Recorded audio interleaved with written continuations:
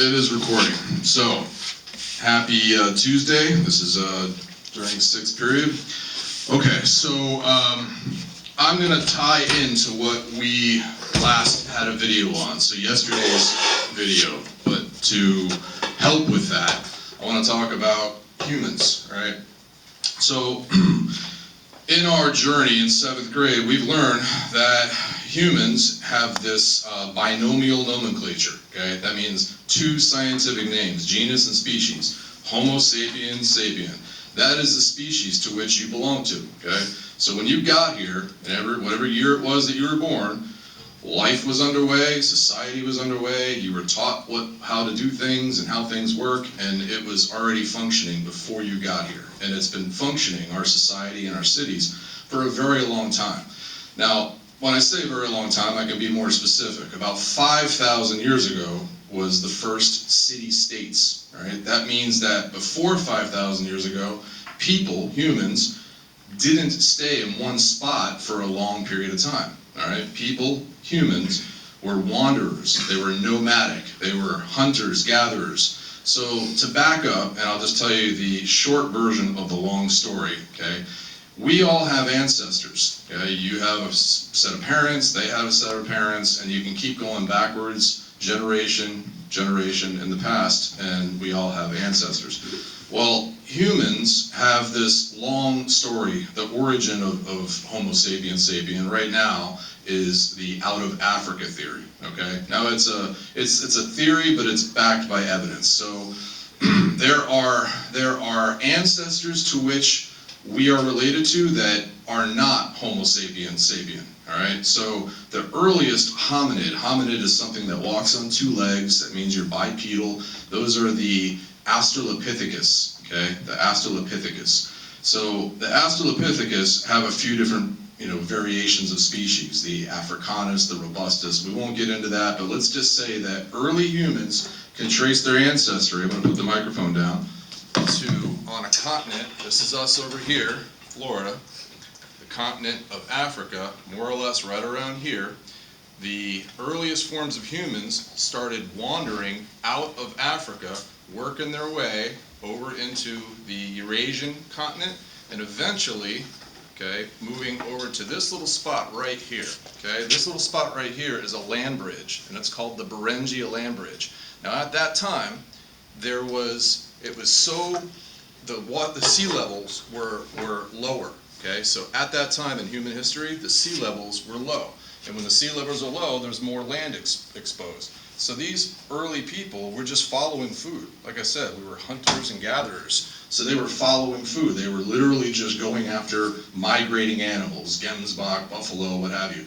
And so at that time, unintentionally and unknowingly, they walked across land. Well, that land, over time, became submerged underwater, okay? So we were in an ice age, it was a mini ice age, and as the sea level started to rise, that land now became underwater, and they became isolated, okay? So the people in North America got their start by walking across this land bridge. Now when the climate changed and the sea levels rose and put that land bridge under water, essentially, they became isolated.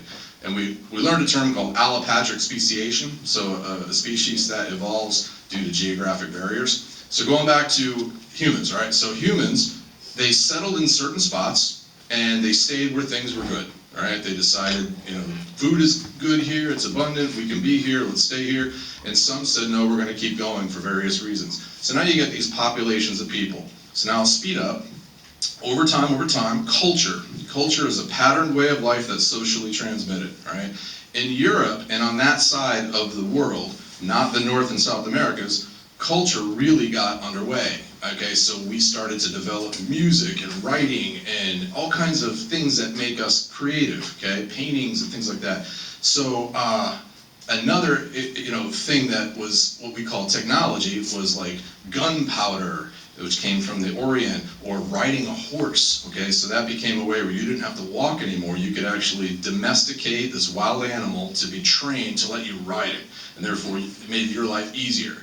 So going back to humans, we like to make our life easier. We like to bend and mold things to suit our needs. That is human ingenuity, okay? So again, you were born in the year you were born, and the world has been going for a long time, and there, it's a product, right? So where we are now, okay, is sort of standing on what came before us, all right? So that's kind of the moral with that. So going back to humans wanting to make things better. So now let's talk about Florida.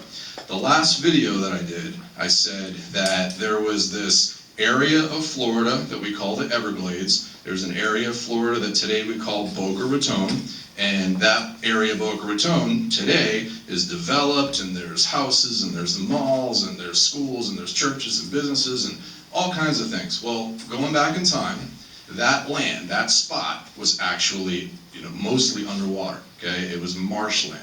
So the first packet that I want you to pick up is this one right here, all right? So in this, it just shows a picture of Florida, and I labeled it Everglades, and then next to it, it's just got what's supposed to be like some marshland with an alligator, okay?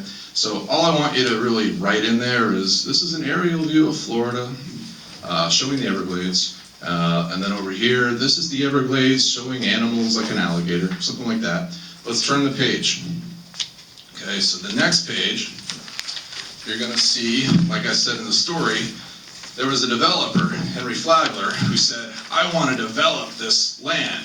And he had some advisors that said, well, there's this wonderful Australian pine. It's a tree from Australia, and it soaks up water amazingly. So if we were to fly in an airplane and drop the seeds all on this land, give it enough time, as the trees grows, it'll drain the land for us. It'll make it to where it's not so much water, or no water at all. So they did that. So the first slide that you see here on the left is an airplane dropping seeds. And you could just say there's an airplane dropping seeds. The second to the right just shows the airplane kind of flying away and those seeds landing in not very deep water. You see a turtle there for scale. So, 4, 5, 6 feet, okay? So there's the seeds landing in not very deep, but not very shallow water, 4, 5, or 6 feet. The next page, turn your page.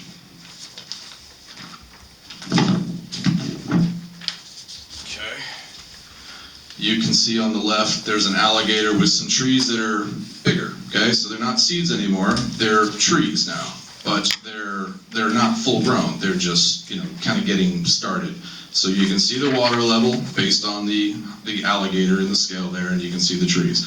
And then to the right of that, you can see an aerial view of that area where it's not all underwater now, okay? You can start to see that there's some exposed land. So as the trees are growing, from germinating as seeds and becoming, young trees, they're already starting to do what they were intended to do. It's called a biological control. All right, turn the page. I guess it's the back. All right, so on the left, large trees. Notice there's no water. And then to the right of that, you can see there's a house already built. There's a piece of heavy machinery that's kind of digging a hole, and you can see the stump of one of the trees. So it shows that where the trees were grown to full-grown height, they have done what they were intended to do, and they've taken up that water, all right? And so now it's buildable land. So if there's a house, you can build other things. So that's just meant to show that humans have bent nature to our will. That means we saw a spot and we said, yeah, we like this. What can we do to make it the way we want it? And using ingenuity, all right, they've accomplished that. So that's just one part of the story. So then the other thing that I talked about was eutrophication. And behind me, this was given to you on the 5th of the 6th. So I'm going to talk about this one, eutrophication. The word EU means too much, okay, in Latin. And troph is trough. That means food or nutrients, okay? So like a trophic zone, trophic levels. So fication is a process. So too much nutrients, and that's a process, all right? So eutrophication, what is it? Let's speak in picture here. So let's get this out. And as you can see, it's a golf course, all right? Most everybody here in Florida has seen golf courses. So golf courses are very, very well manicured and maintained areas of grass, and that grass needs nutrition. So there is somebody who is paid to put fertilizer on the lawn on a regular basis to keep it nice and green and healthy. So fertilizer, let's talk about fertilizer. Fertilizer for plants is nitrates and phosphates. Nitrates and phosphates. So when the fertilizer is spread onto a large area like this, not all of the food or fertilizer will be taken up by the plants. Some of it gets washed away. So on the left, you see it's a golf course. On the right, you see it's a person playing golf and another person putting fertilizer. Let's turn the page. So, let's turn to where you see clouds and you see rain. So now, could be the sprinklers, could be rain, but as water comes down, that water is gonna mix with the fertilizer.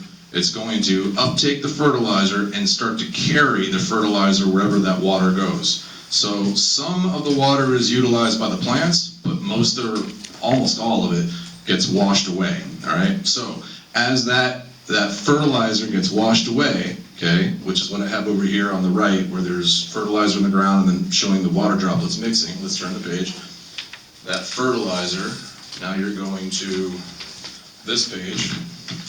That fertilizer runs off, okay, it's called runoff, it's literally what it's called. That water runs off, so let's just put a little pin in that. Have you ever taken a glass of water and mixed, Kool-Aid, lemonade, something like that, even just sugar? Okay, when you mix it, it homogenizes, so the water has a carrying capacity, can carry dissolved particles, okay? So in this case, the water is carrying nitrates and phosphates, which is the fertilizer. So again, that water makes its way to a watershed, which is another word that you learned, which is a large area that receives runoff, okay? So as the water from the golf course moves and carries on a natural course through gravity, it works its way to a watershed. In this case, it's moving into a river, but it could be a stream or it could also be the ocean. So on the right, it's just showing that you've got a plant, you've got some fish, it's all underwater, and you've got the sun doing photosynthesis. Okay, so we said photosynthesis, taking the sun's energy, converting it into glucose, which is sugar, but also as a byproduct making oxygen. So put a pin in that. Oxygen from a plant that's underwater is going to produce dissolved oxygen. So that's literally how fish sequester oxygen from their environment. Okay, the oxygen that's in water is produced by aquatic plants. Could be salt, could be fresh, but that's the source of oxygen. So let me turn the page. So turn the page.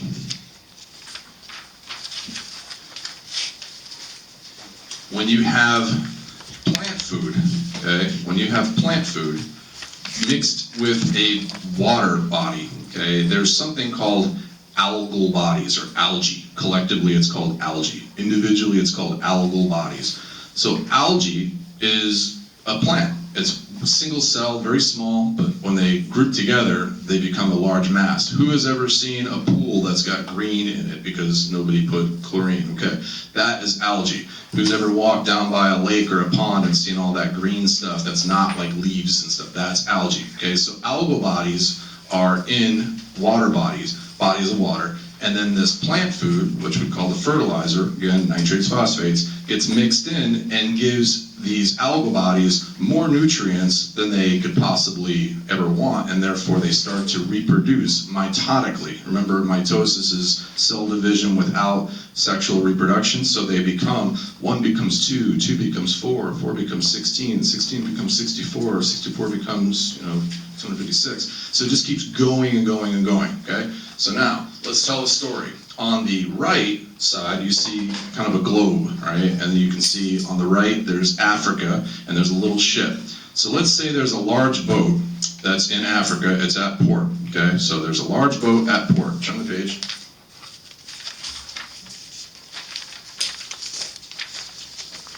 Okay, you should have this one open.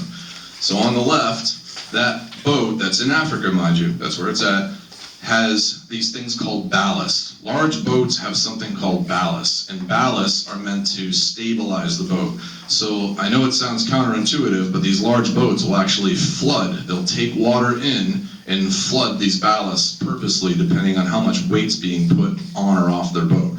So as the cargo gets on, it could be people walking on, like a cruise ship. It could be a large container boat, like stuff we buy at Walmart that's coming from that side of the world.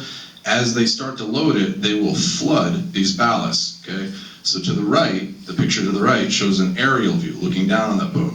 And you can see that there's these chambers that are the ballast, okay? It's kind of sections, and the water comes pouring into those chambers. Now, a really large boat, each one of these chambers is like the size of an Olympic swimming pool. Very, very big. So when they bring that water in, anything that happens to be right next to the boat when they open those floodgates gets sucked in, okay? It could be fish, and it's certainly very small things called plankton, okay? So plankton. Plankton are members of the planktonic community or organisms that cannot swim against the current. That's the definition of plankton. Well, there's a certain type of plankton called a dinoflagellate. Some say dinoflagellate, but dinoflagellate.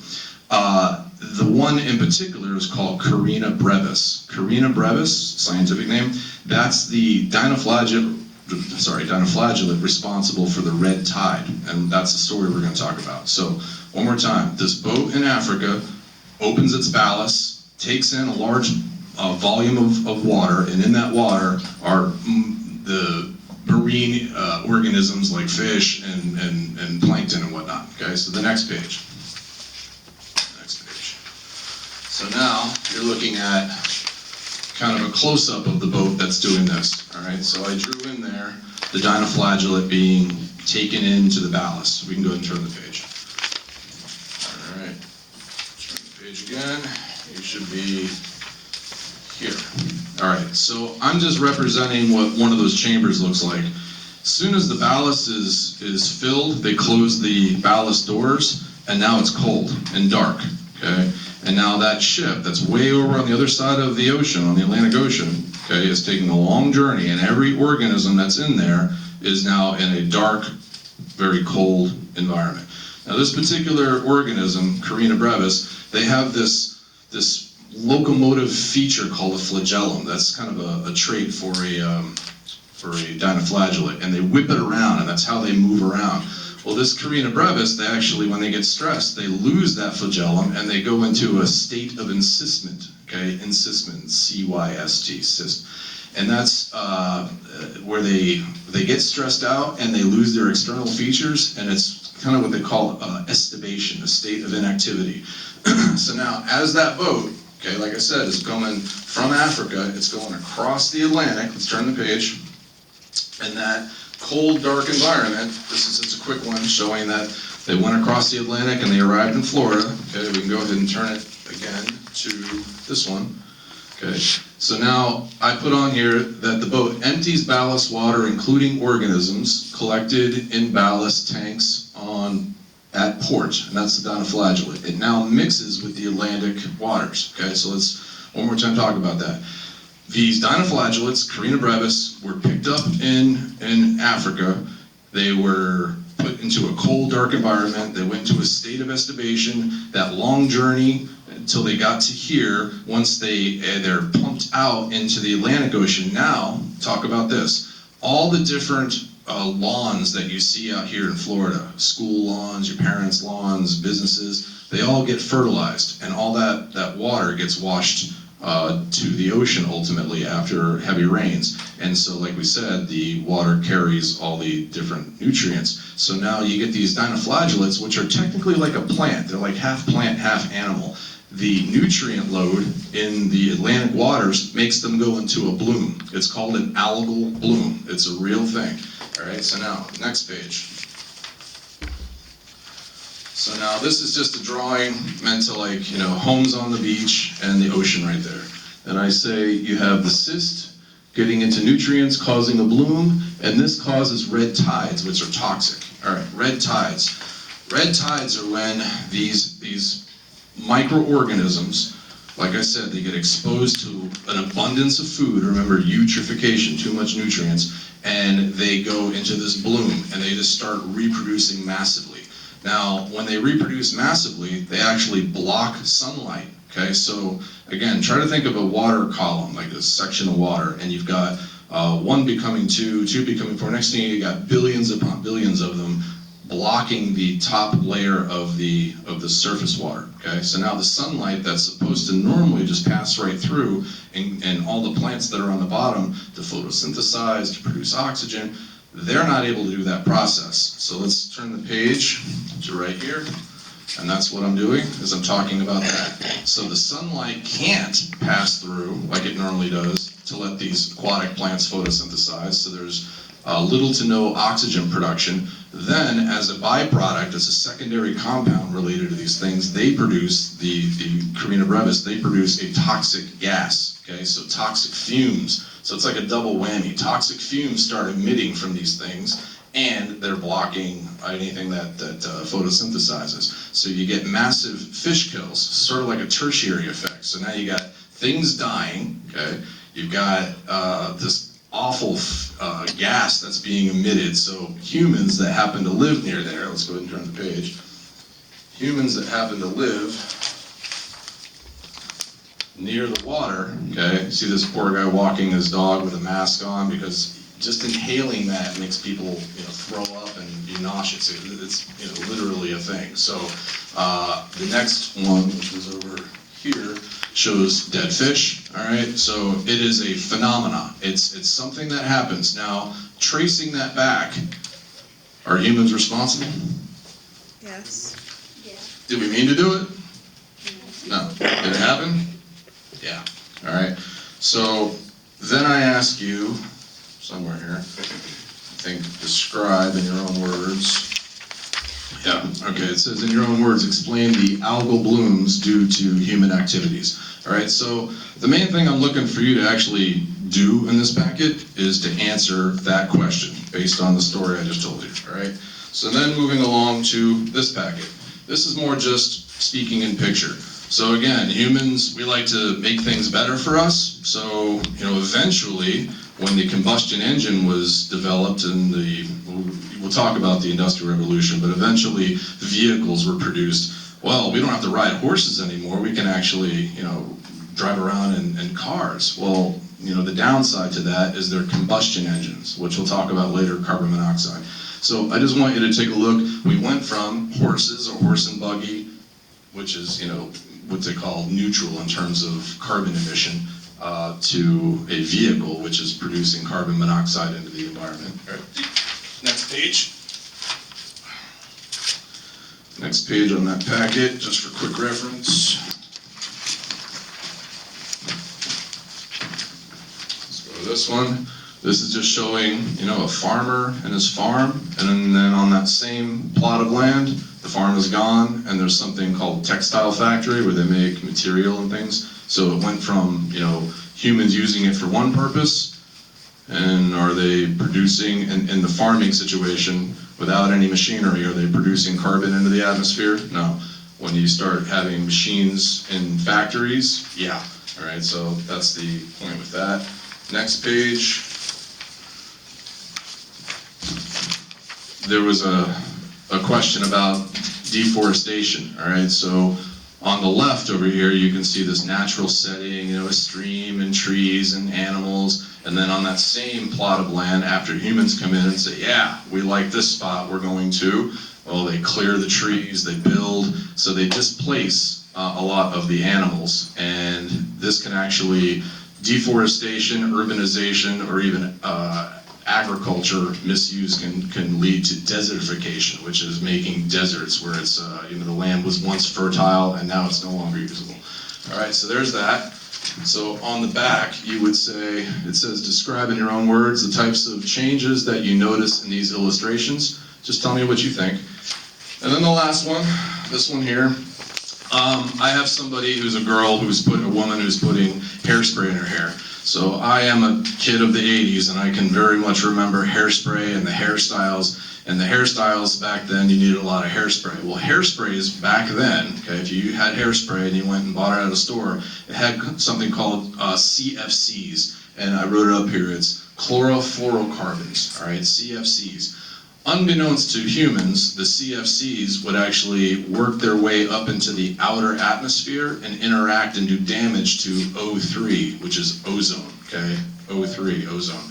So to make a long story short, the companies that were using an aerosol that went into hairsprays, as well as other things like refrigerants for air conditioning, they were causing a hole in our ozone. Now our ozone plays a big role in protecting some of the very harmful rays that come from our nearest star, our sun. So gamma rays and things like that, our ozone plays a large role in deflecting and diffusing a lot of that. All right, so without the ozone in place, life wouldn't be as we know it. So we, as humans, were unintentionally doing damage.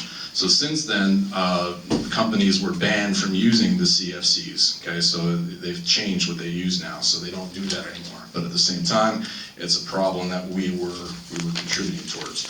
All right, the next one.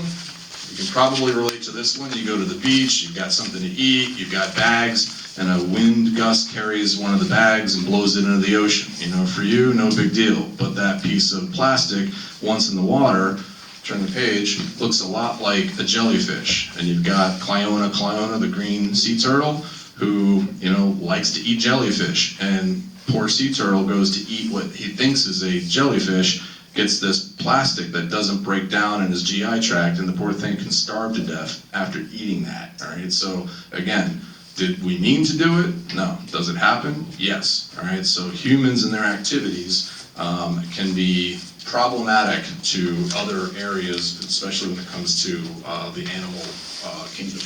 All right, so the question here, describe in your own words the type of problems that arise from human activities. All right, so again, all I'm really looking for you to do is to answer the question on the back. If you want to put little comments about what you see in the illustration, that's great. That is going to be due no later than Thursday the 14th, okay? Because grades are going to be in on that day, all right? So that is that. Any questions? I'll be here. Thanks.